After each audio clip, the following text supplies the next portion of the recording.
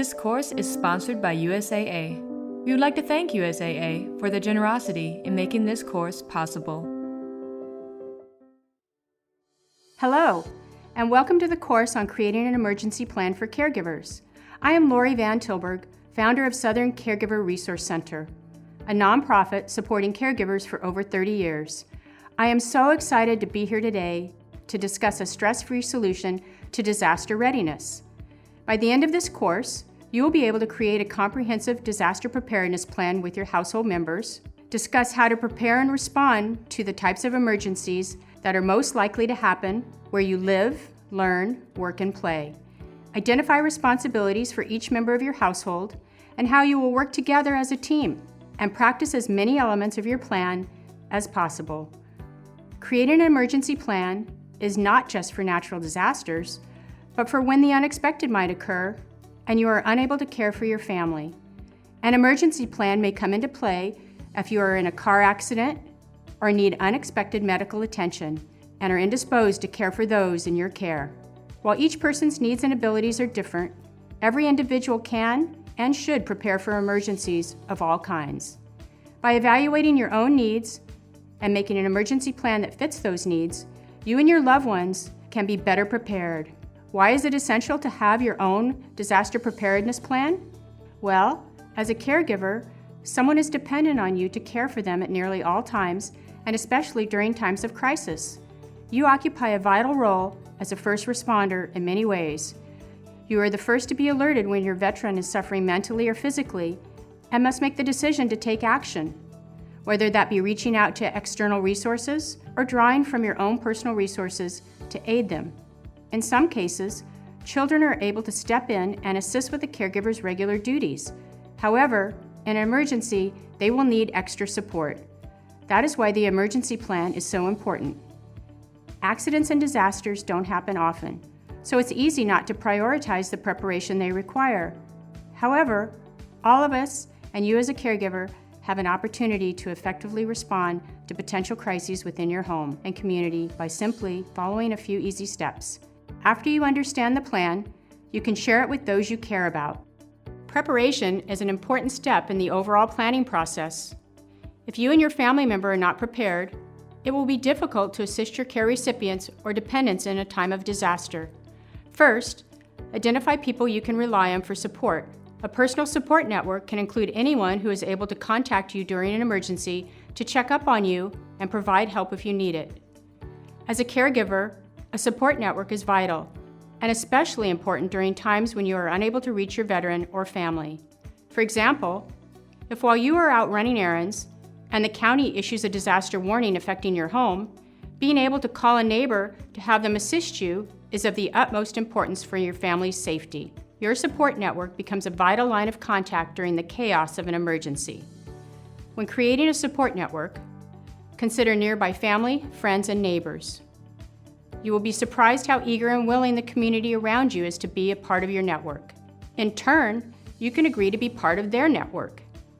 Reciprocating this support builds a strong foundation of reliance and trust. Another benefit to a support network is that the people within it can help you identify and provide the resources you may need to cope effectively with disaster-related issues. For example, if you are concerned with your ability to evacuate in the case of a fire or flood, you can rely on your support network to put into place an effective evacuation plan. Another thing to note, if you are gathering contacts from school or work, human resources and principals will be a good point of contact for gathering this information.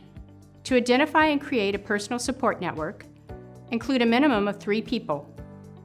Your network can include family members, relatives, neighbors, friends, co-workers, and personal attendants.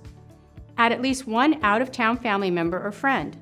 This is very important because if a disaster hits your area and your immediate community is unable to assist you, or local disaster response units are overwhelmed, you will need to reach out to those unaffected by the disaster.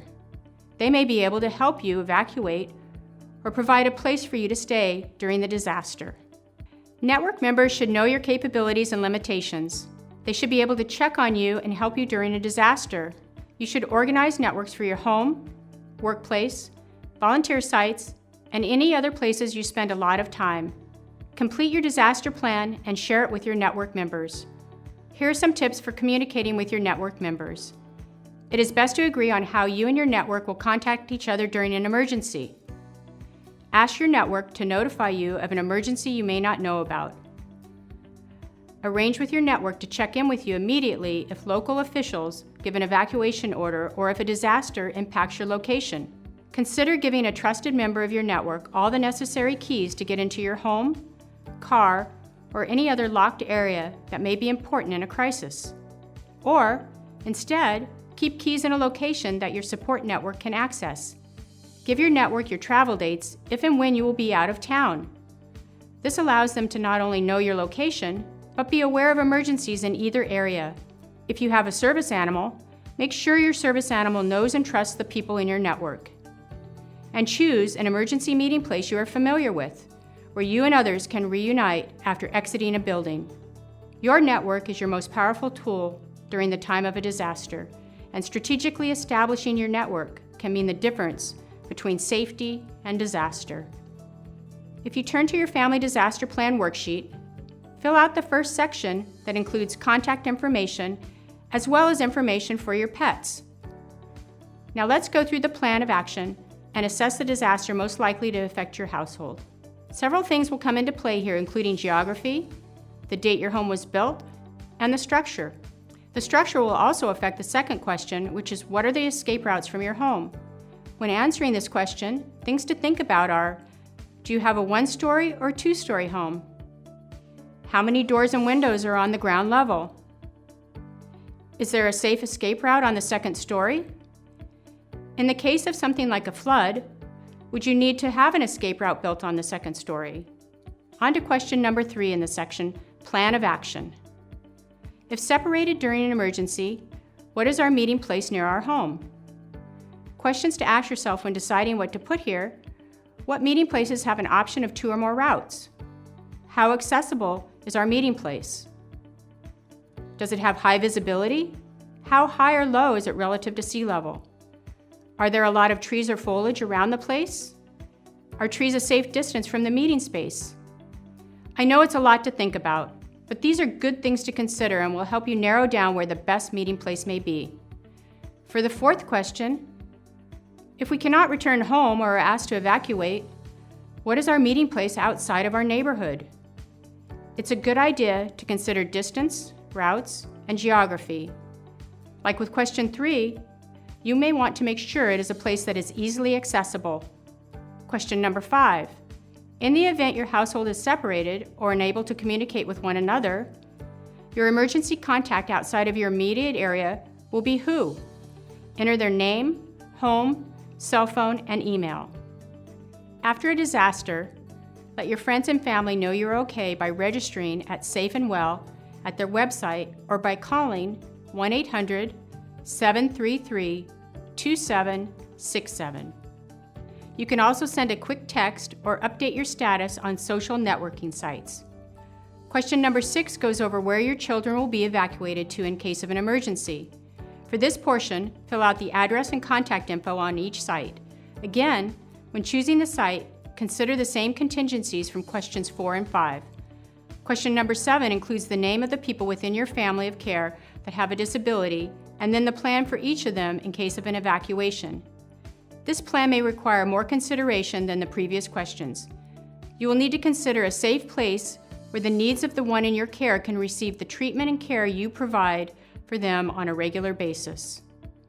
For example, if you care for someone with communication, speech, or memory difficulties, it would be a good idea to include a portable packet that includes their name, your name, and number, their medications, dosages, identification card, and phone numbers of their physicians.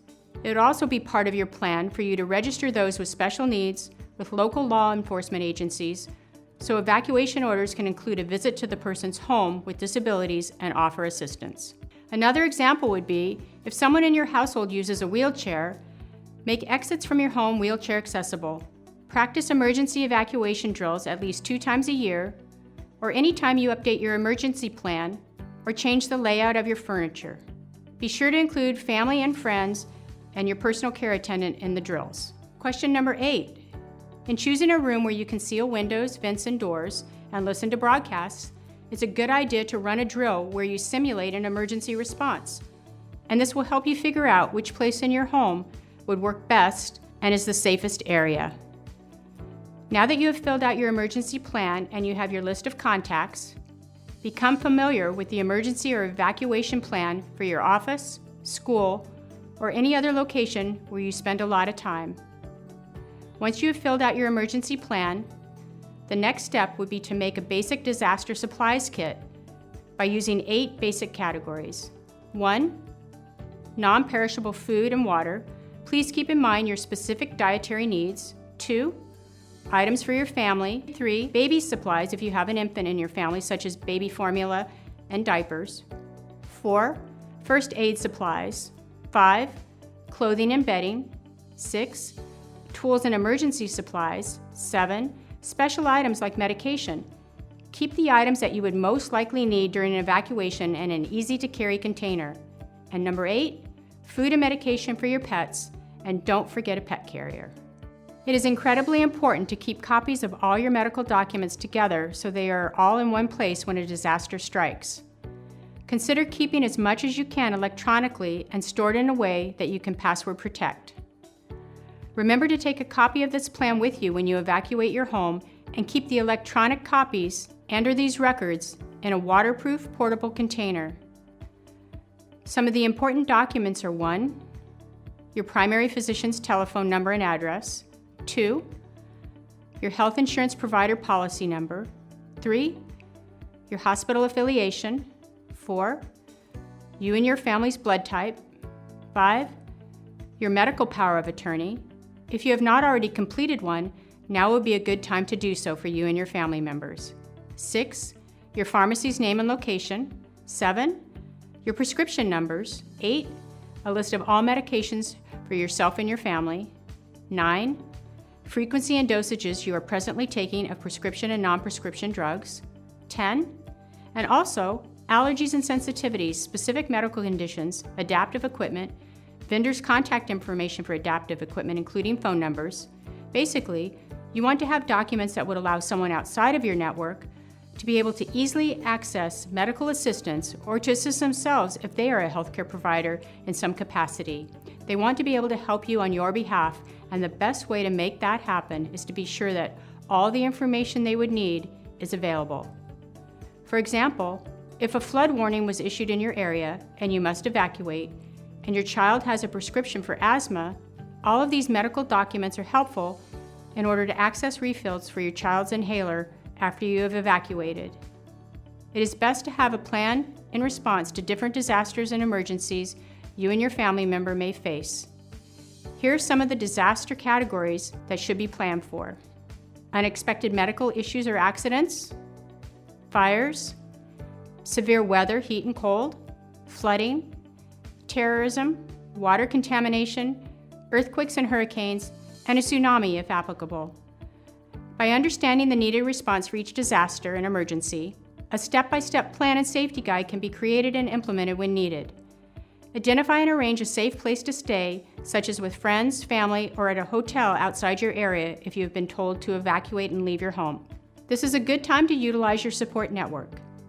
Because natural disasters require such diverse responses, it's important to conduct drills or have a working knowledge of what drills are utilized for each disaster and take inventory of all supplies and contacts that will best aid you through each unique situation.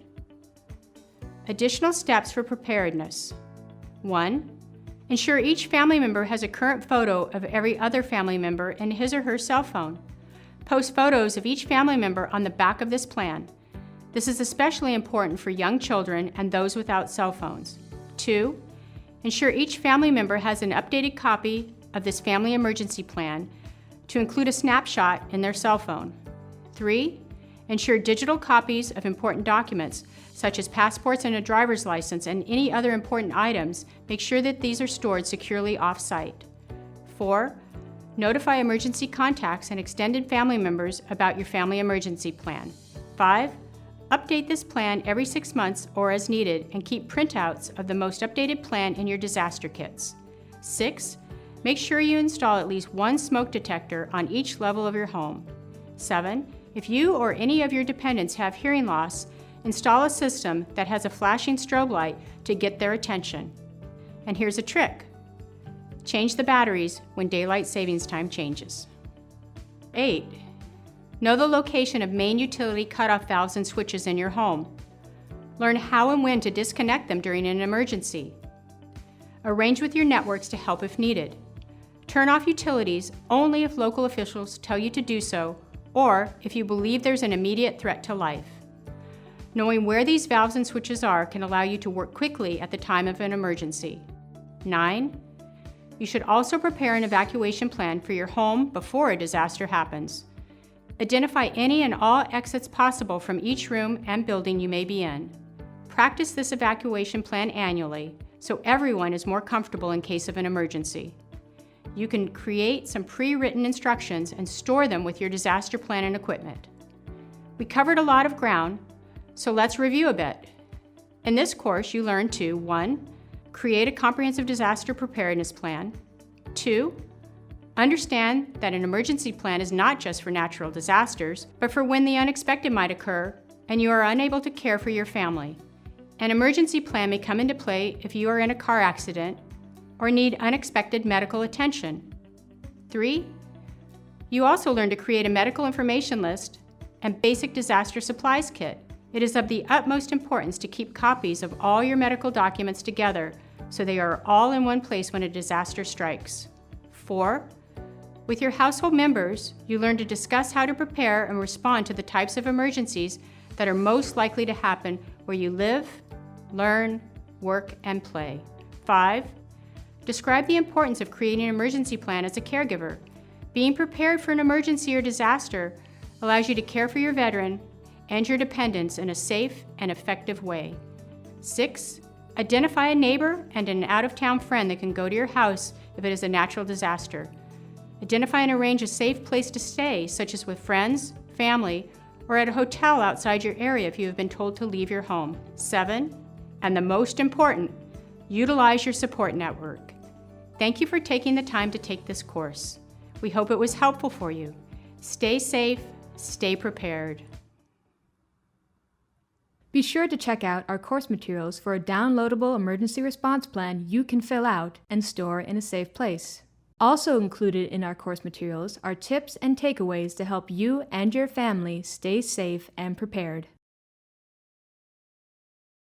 If you have any questions or need assistance, go to the PsychArmor website or call the PsychArmor support line at 844-779-2427. Thank you for completing this course and taking that one step further in learning about our American veterans.